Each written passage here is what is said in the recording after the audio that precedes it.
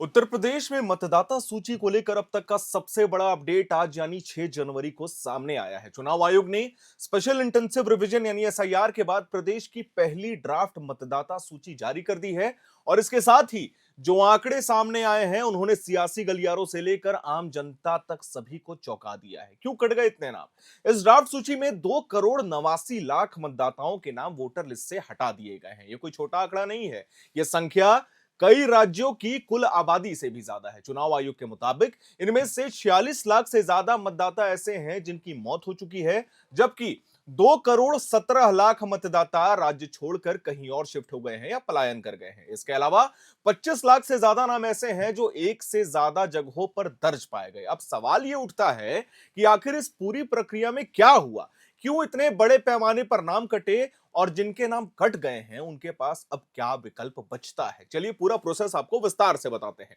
चुनाव आयोग ने यह साफ किया है कि यह प्रक्रिया पूरी तरीके से नियमों के तहत और पारदर्शी तरीके से की गई है। उत्तर प्रदेश के मुख्य निर्वाचन अधिकारी नवदीप रिणवा ने प्रेस कॉन्फ्रेंस में यह बताया कि एसआईआर के बाद अब प्रदेश में कुल मतदाताओं की संख्या 12 करोड़ 55 लाख रह गई है, जबकि अक्टूबर 2025 में यह संख्या 15 करोड़ 44 लाख पाई गई थी। यानी पहले चरण के बाद ही करीब 18% नाम वोटर लिस्ट से हट गए। यह पूरा विशेष गहन पुनरीक्षण अभियान 4 नवंबर 2025 से शुरू हुआ था। इस दौरान बीएलओज यानी बूथ लेवल ऑफिसर्स घर घर गए थे, फॉर्म बांटे गए, मतदाताओं से जानकारी इकट्ठा की गई। शुरुआत में यह प्रक्रिया 4 दिसंबर तक चलने वाली थी, लेकिन विपक्षी दलों की मांग पर पहले इसे 7 दिन और फिर 15 दिन के लिए बढ़ा दिया गया था। यह अपडेट हमने आपको दिया था, यानी लोगों को पर्याप्त समय दिया गया ताकि कोई भी पात्र मतदाता इस प्रोसेस से छूट ना जाए। इस प्रक्रिया में एक अहम बात यह रही कि 2003 की मतदाता सूची की तुलना करने के बावजूद जितना भी मैपिंग हुआ है उसकी पुष्टि हुई है। जिन नामों की पुष्टि नहीं हो पाई है, जिनके पते गलत पाए गए थे, जो लंबे समय से मतदान प्रक्रिया में शामिल नहीं थे, उनके नाम हटाए गए हैं। यह चुनाव आयोग दावा कर रहा है। अब चुनाव आयोग ने यह साफ कर दिया कि यह सिर्फ ड्राफ्ट सूची है, अंतिम नहीं। 6 जनवरी से 6 फरवरी तक दावा और आपत्ति की प्रक्रिया चलने वाली है। अगर किसी व्यक्ति का नाम इस ड्राफ्ट सूची में नहीं है, लेकिन वो एक पात्र मतदाता है, तो वह फॉर्म 6 भर के अपना नाम जुड़वा सकता है। वही अगर किसी को यह लगता है कि किसी आपात व्यक्ति का नाम सूची में शामिल है, तो वो फॉर्म 7 के जरिए आपत्ति भी दर्ज करा सकता है। चुनाव आयोग ने यह भी स्पष्ट किया है और दावा किया है कि आपत्ति की प्रक्रिया पूरी तरीके से मुफ्त है। इसके लिए किसी तरह का कोई भी शुल्क नहीं लगेगा।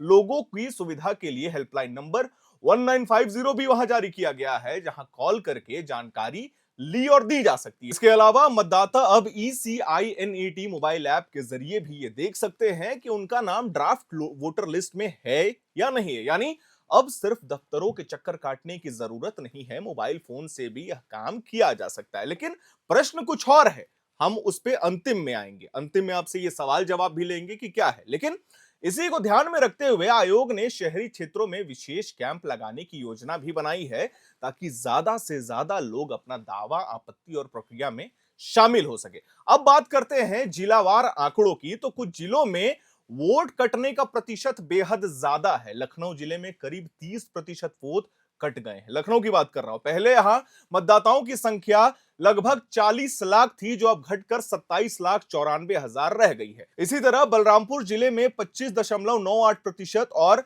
हापुड़ में 22.30% और संभल में लगभग 20% मतदाताओं के नाम ड्राफ्ट सूची से हटा दिए गए हैं। ये आंकड़े ये दिखाते हैं कि सिर्फ कागजी कार्रवाई यहां नहीं हुई थी, बल्कि जमीनी स्तर पर व्यापक सत्यापन किया गया था बीएलओस के द्वारा। चुनाव आयोग ने पात्रता को लेकर के भी साफ दिशा निर्देश जारी किए हैं। मुख्य निर्वाचन अधिकारी नवदीप रिणवा ने बताया कि 1 जनवरी 2008 से पहले जन्मे लोग फॉर्म भर सकते हैं। इसके अलावा जो लोग 1 अक्टूबर 2026 तक वोटर बनने के लिए पात्र हो रहे हैं, वो भी अभी आवेदन कर सकते हैं। अब बड़ा सवाल तो यह भी उठता है ना कि क्या इतने बड़े पैमाने पर वोट कटना लोकतंत्र के लिए खतरा है या फिर वोटर लिस्ट को शुद्ध करने के लिए एक जरूरी प्रक्रिया। चलिए विस्तार से बात करते हैं।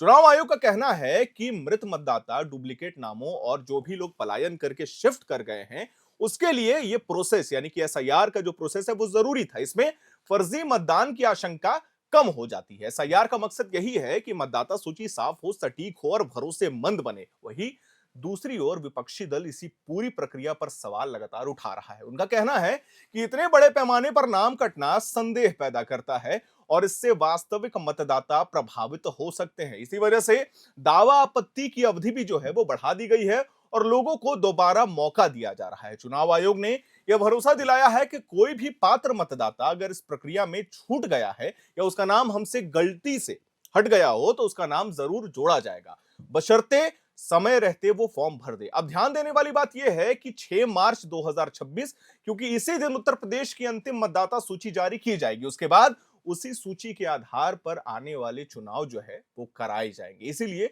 अगर आप उत्तर प्रदेश से ये वीडियो देख रहे हैं, आप मतदाता हैं, तो ये समय बेहद अहम है। आपका नाम जरूर चेक करें। अगर नाम नहीं है तो लापरवाही ना करें, क्योंकि एक बार अंतिम सूची जारी हो जाने के बाद शिकायत का मौका बहुत सीमित रह जाएगा। लेकिन चलिए, हमने जो शुरुआत में कहा था आपसे कि कुछ प्रश्न हैं हमारे जिसपे हम अंतिम में आपसे विराम से चर्चा करेंगे और बात करेंगे। हम बात कर रहे हैं उत्तर प्रदेश की। 2 करोड़ से ज्यादा, लगभग 3 करोड़ मतदाताओं के नाम उत्तर प्रदेश में काट दिए गए, जिसमें यह कहा गया कि कुछ लाख जो थे वो मृत मतदाता थे। बाकी 2 करोड़ से अधिक जो मतदाता है वो या तो शिफ्ट कर गए हैं या पलायन कर गए हैं। लेकिन यही हाल हमने बिहार में भी देखा, यही हाल हमने पश्चिम बंगाल में भी देखा। जिस तरीके से लोग वहां लगातार विरोध प्रदर्शन कर रहे हैं, बीएलओ विरोध प्रदर्शन कर रहे हैं एसआईआर को लेकर के, कि अगर हमारा नाम, आप कह रहे हैं कि हमारा एक से अधिक पते पर नाम दर्ज है, चलिए वो लोग उसे सुधार कर रहे हैं, लोग बीएलओस के पास जा रहे हैं, अपनी शिकायतों को दर्ज करा रहे हैं। लेकिन सवाल तो यह भी उठता है कि आखिर शिफ्टेड वोटर्स के नाम पे जो नाम काटे जा रहे हैं उसका क्या होगा। शिफ्टेड वोटर्स वही वोटर्स होते हैं जो पलायन कर चुके हैं किसी दूसरे राज्य में या फिर अलग अलग जिले में, वो जाकर के अपना कामकाज देखते हैं। क्योंकि ये बात करना इसीलिए भी जरूरी है क्योंकि उत्तर प्रदेश शायद नहीं है तो हम कंफर्म कहेंगे कि भारत का सबसे बड़ा राज्य बन गया जिसमें इतनी बड़ी पैमाने पर, इतने बड़े पैमाने पर मतदाता सूची में नाम हटाए गए हैं। 2 करोड़, लगभग 3 करोड़ नाम, ये डेटा, ये फैक्ट्स, ये फिगर्स, ये छोटे मोटे फिगर्स नहीं है, क्योंकि वीडियो की शुरुआत में ही हमने आपसे कहा था कि इतना बड़ा पॉपुलेशन किसी दूसरे राज्य का टोटल पॉपुलेशन होता है। ये बात भी बिल्कुल सच है। खैर, अब इस पे आने वाले समय में सियासी गर्मी किस तरीके से तेज होती है, हलचल तेज होती है, क्योंकि इतना तो तय है कि विपक्ष शांत नहीं रहने वाला है। जिन लोगों के नाम काटे गए हैं वो लोग शांत नहीं रहने वाले हैं। आने वाले समय पे इस मामले को लेकर के क्या कुछ अपडेट आएगा, हम अपने चैनल के माध्यम से अपने दर्शकों को जरूर देते जाएंगे। मैं उम्मीद करता हूं आपको हमारी ये जानकारी, हमारी ये वीडियो पसंद आई होगी। इसे लाइक करें, शेयर करें, हमारे चैनल को सब्सक्राइब करें। कैमरे के पीछे मौजूद है मेरे सहयोगी सचिन, मेरा नाम है हर्षित और आप देख रहे हैं एयर नाउ।